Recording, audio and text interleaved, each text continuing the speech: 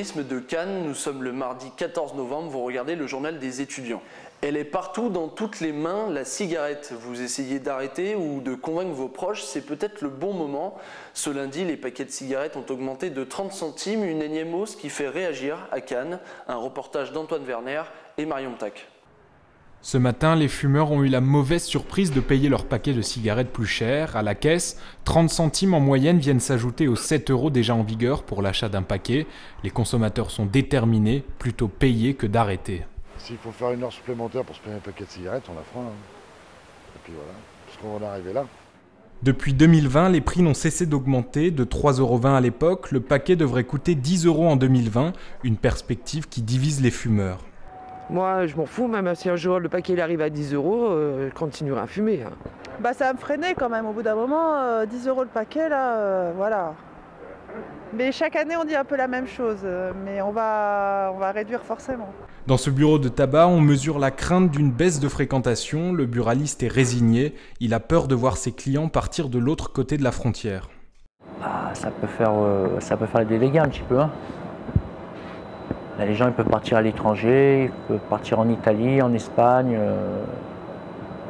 voilà, se rapprovisionner là-bas. Voilà. Pour ce médecin spécialisé, cette augmentation de 30 centimes est anecdotique. Les fumeurs ont besoin d'une hausse de prix plus significative. Si tous les mois il y a une augmentation du prix, ou tous les 3 mois, etc., peut-être que ça peut rentrer dans les mœurs. Mais sinon, c'est un coût publicitaire, c'est un coût politique. C'est un coût aussi pour qu'il y ait des réactions des buralistes. Et même si ce mois de novembre est celui sans tabac et que le prix du paquet ne cesse d'augmenter, c'est pas pour autant que la consommation est en baisse. Les fumeurs sont encore 16 millions aujourd'hui, autant qu'il y a 15 ans. Chaque jour, des centaines de scooters envahissent la cité des festivals. Problème, les places manquent malgré les aménagements de la ville. Les scooters mal garés sont encore trop nombreux. Manon Blanc et Mariette Guinet font le point sur la situation. À chaque coin de rue, c'est le même problème. Des scooters garés par dizaines sur les trottoirs. Des obstacles pour les piétons, agacés de devoir slalomer pour se déplacer. Affreux. Affreux. Je trouve qu'il y a beaucoup de deux roues là, sur la place, là-bas, à la place des jeux de boules. Et je trouve que c'est infernal.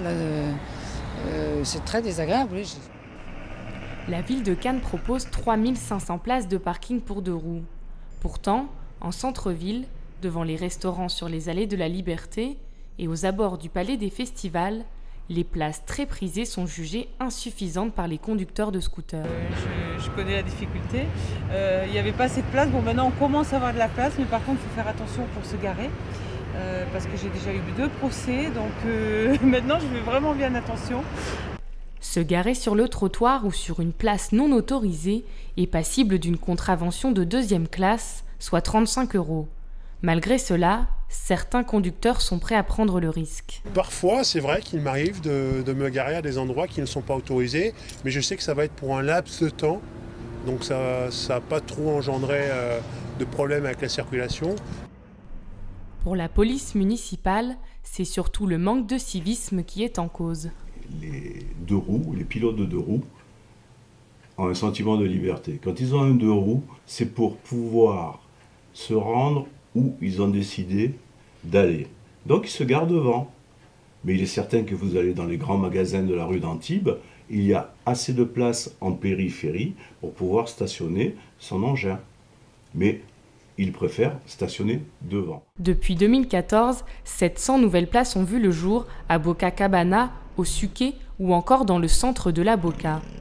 Dernier projet en date, un abri sécurisé aux abords de la gare SNCF. Gratuit, il peut accueillir 19 deux roues motorisées. Un projet conséquent de 500 000 € qui attend ses premiers utilisateurs. Douceur d'automne oblige, les récoltes en sont bouleversées. Étienne Merle et Julie Dos Santos sont allés à la rencontre d'un oléiculteur à Valoris qui doit s'adapter à cette météo exceptionnelle. Des filets vides et des oliviers qui ont perdu leurs fruits. Sur les hauteurs de Valoris, la scène est rare pour un mois de novembre. Maurice Tamonte est producteur d'olives depuis plus de 60 ans. C'est l'une des rares années où il peut profiter d'un produit arrivé à maturation avec 1 mois et demi d'avance. Et vous voyez que déjà à cette époque de l'année, il en reste quelques-unes ici, vous voyez, elles sont très noires.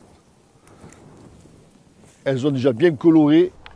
Les températures exceptionnellement chaudes du mois d'octobre sont responsables de cette récolte prématurée.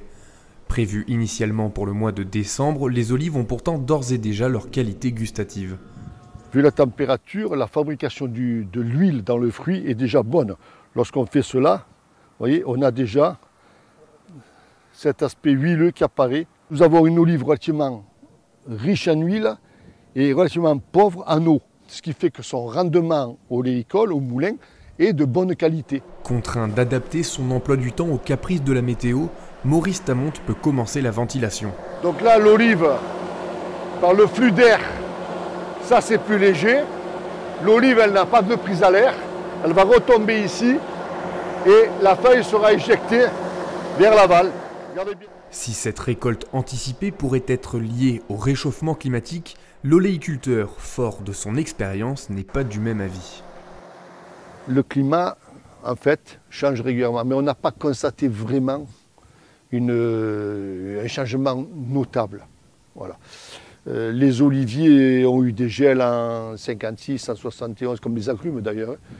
Donc on est toujours en train de se dire, qu'est-ce qui va nous arriver cette année? Le mois d'octobre a battu tous les records. Il n'avait pas fait aussi chaud depuis plus de 60 ans dans la région.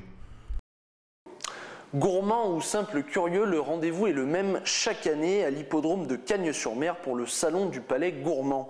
Pour cette 26e édition, Solène Barlot et Maxime Gilles sont allés chiner parmi les exposants les stands les plus décalés. Dans les allées de l'hippodrome de Cagnes-sur-Mer, au milieu des traditionnels foie gras, champagne ou encore charcuterie, se cachent des produits un peu moins conventionnels. Une gelée de Morito brevetée attire l'attention. C'est du jus de citron vert, un petit peu de rhum et une pointe d'huile essentielle de menthe qu'on a bloqué avec de l'agar-agar, ce qui va vous permettre de l'utiliser comme un condiment. Vous alcoolisez? Un petit peu, 9 degrés à peu près. Donc on ne le met pas sur les tartines le matin en fait. Enfin, ça dépend de ce qu'on veut faire le matin. Pour faire découvrir les spécialités, tous les moyens sont bons. Les exposants proposent des dégustations originales aux passants, comme ce sandwich à base de truffes. Oui, donc du coup moi je suis spécialisé dans tout ce qui est produit à la truffe, donc, de la truffe fraîche jusqu'aux produits les plus dérivés comme les chips à la truffe ou les crèmes de vinaigre à la truffe, de la bière à la truffe. La truffe, un produit très prisé à tel point que les recettes sont parfois victimes de leur succès. Ce qui marche le mieux et le plus original c'est les chips, ça marche très très fort, moi j'en ai plus d'ailleurs. Mais le stand qui attire cette année, c'est celui de cet Espagnol qui fait goûter aux passants une recette à près de 10 000 calories. Alors je suis spécialiste dans le sandwich raclette. Donc je fais des sandwichs raclette avec du jambon serrano ou du cochon noir ibérique de la pâte à neige. Le meilleur jambon du monde, riche en acide oléique, c'est quelque chose d'exceptionnel. Vous voulez le goûter ? Défi accepté, Fabien coupe le pain, le fromage et le jambon sec, une préparation qui fait déjà saliver les gourmands.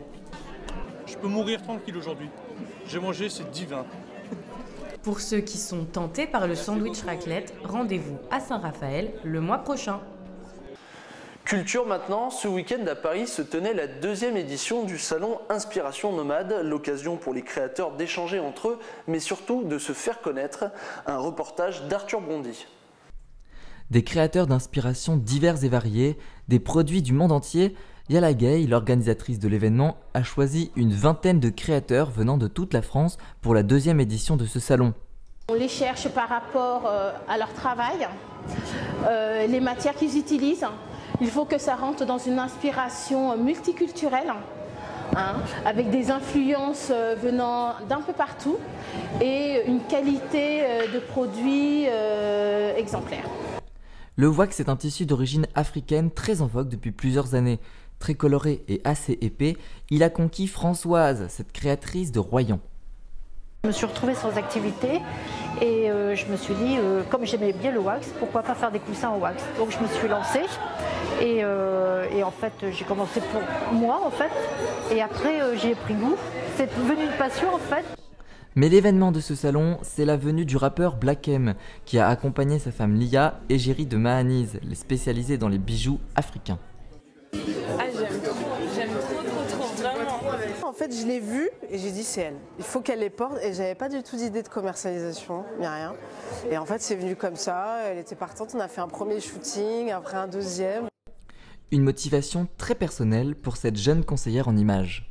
Aujourd'hui, on est très heureux de ce qu'on a pu rendre comme résultat. C'est sublime parce que on ne montre pas la femme dans son corps et dans tout ce qu'elle est, mais on montre vraiment le bijou et comment il peut habiller une femme. Mais ce qu'il ne faut pas oublier, c'est que la beauté réside avant tout dans la diversité des couleurs. C'était le journal des étudiants, merci de nous avoir suivis, nous nous retrouvons très vite pour de nouvelles informations.